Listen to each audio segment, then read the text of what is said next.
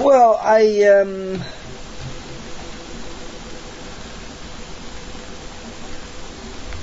right, I've got this. I run this gearbox in a bit because it was. I've got the new bits printed, but this middle gear's a bit loose, so the middle gear's a little bit wobbly. So I'm gonna scale down this inner gear down a little bit and scale down another ring and swap that out, because it's just a bit wobbly there, but the outside ones are alright. But it's because I've run it in a bit. I've been running it in a bit, you see, and obviously once I've got it run in, I want to stop the wear and tear on it, and then I'll have to add some lubrication, some grease to stop it wearing out. Otherwise things will get too loose. So yeah, so let's just spin this up. Actually, I made a little adapter on my drill, so just temporarily, just to show you how it works and everything.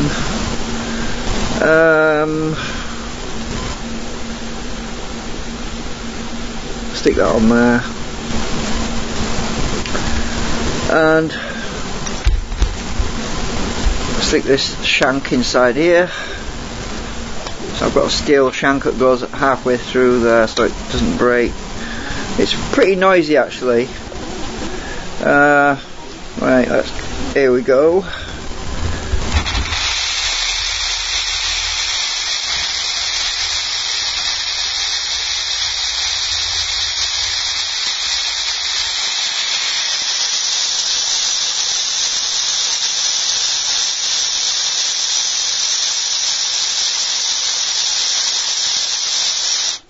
Yeah, works great. Works really well. As you can see, it's running very evenly, very smooth. It spins very easy now. I can just hold the middle and spin it.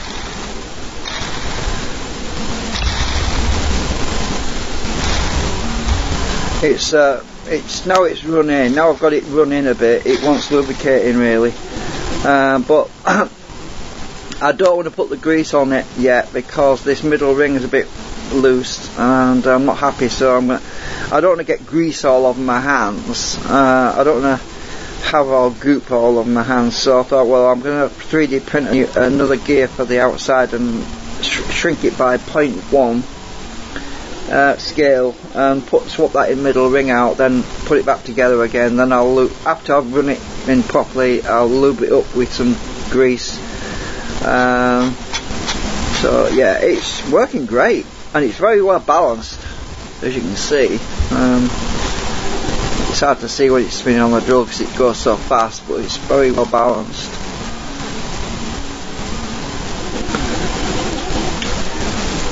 So and incidentally, this little one, the small one, it's tighter than this one. I can't spin it. This drill won't turn this because it's just too tight, so I have to use my screwdriver to turn this one because it's just a bit too tight to spin easily with this drill, with this electric drill. So yeah, this one's wearing it a bit more before I can spin it at high speed. But I'm not worried. It works. It's good. It's nice and well balanced. So as I say, these were designed by Gear Down for What, and I've just rescaled everything a little bit, and it's very impressive with it. Actually, what I plan to do is to drive my gearbox for the. What I plan to do is drive the mini lathe with this gearbox. I just haven't got the thing built yet, so I've got a lot more assembly to go. So the mini lathe project is there's the chuck, and I've got many of the little parts for the mini lathe in this box here. You know, there's the carriage parts, the thing that, you know, the thingamajig you wind when you're turning it in and out, that's that wheel, and another part of the carriage. Oops, everything's falling up here. I've also got some of the gears for that part, which is just standard gears, and yeah, there's all the bits for the mini lathe are in this box here. So yeah, well, I have to get a base, so this gearbox I'll either have a belt drive between this middle one, or I'll fashion something to couple it to this chuck to drive the chuck, and the chuck's going to have to be mounted on a shaft and a bearing of some kind. So yeah, I'm just hoping the gear ratios are going to be good enough. I don't want this thing running too fast, to be honest. If it runs too fast, it's going to create friction and melt the plastic instead of cutting it, because it's going to be for trimming plastic stuff up, really. So yeah, the chuck works. Well, it sticks a bit when it's been stud, but it works. So you've got this off Thingiverse. Just search for mini lathe Thingiverse, and it's on there. So yeah, there's all this fun stuff to finish and build and whatever and assemble, and yeah, it's just interesting. Not much else happening right now, but as I say, I'm still playing about with the gearbox, and now that I've run it in a bit, it does seem to wear pretty fast when there's no lubrication in there. The fact that I was able to run it in quite easily, so that's going to be a bit of a concern when it's actually in use. So I think what I'm going to have to do is yeah, I've ordered some lubrication, some special plastic gearbox grease from China.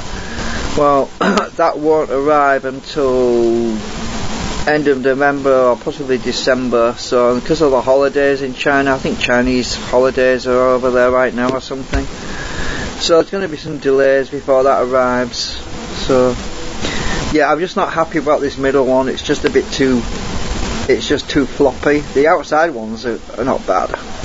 Every time I run it, it wears in a bit more, it gets a bit looser, so that's why I need to get the lubrication on this to stop it wearing. When it's properly assembled, it'll be mounted in a frame to hold it still. Then I can put a belt drive on there or something. I'll have to make a thing so I could either use a drive belt on it, or some other way. I don't know yet exactly how, but I don't know if there's another external gear I could put on there. I might be able to find another gear on Thingiverse that I can scale up and put on the outside and drive another pulley that drives the chuck. I don't know, but I haven't decided what to do with that yet.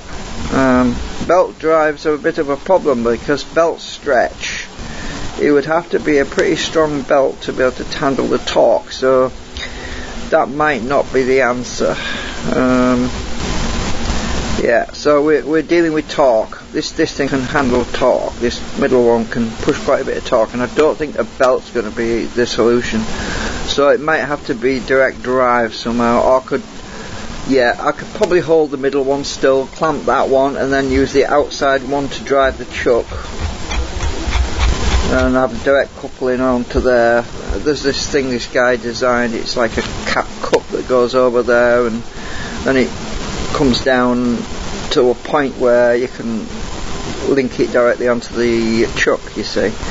So that might be another way of doing it, because belts don't handle torque very well unless you've got a huge flywheel on there. And yeah, so it looks like I'm going to have to go with the direct drive somehow.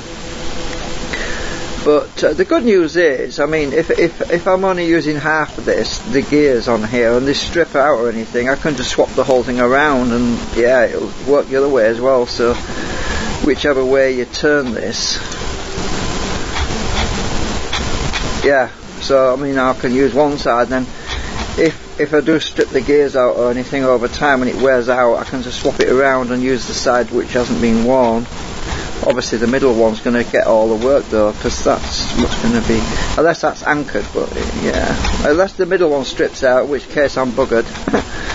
But yeah, so yeah, that's where I am at the moment.